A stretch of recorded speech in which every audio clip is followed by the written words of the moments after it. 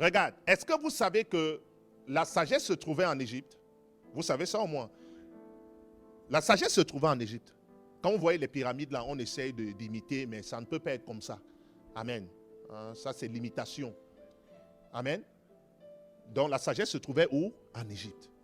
Maintenant, les Grecs sont descendus en Égypte, apprendre donc cette sagesse-là. Et ils ont appris donc cette sagesse et ils ont développé la sagesse qui était en Égypte. Aujourd'hui, les Égyptiens peuvent aller apprendre la sagesse en Occident. Parce que la Grèce est en Occident, c'est en Europe.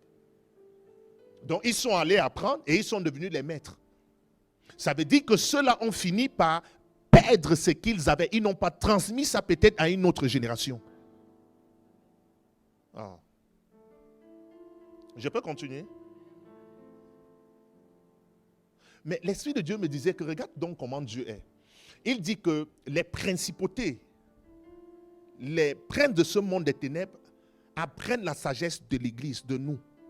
Donc Dieu dit que il nous amène comme au milieu des principautés et les principautés nous encerclent, mettent des limites autour de nous et les principautés nous regardent et les principautés finissent par voir comment on sort des limites, de leurs propres limites.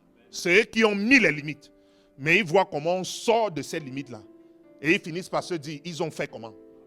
Ils apprennent donc la sagesse de l'Église. C'est la main de Dieu.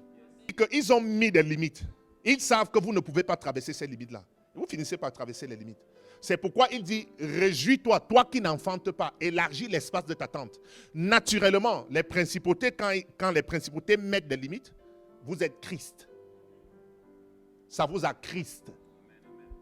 Vous ne voyez que les ténèbres et la stérilité. Maintenant, il dit, réjouis-toi.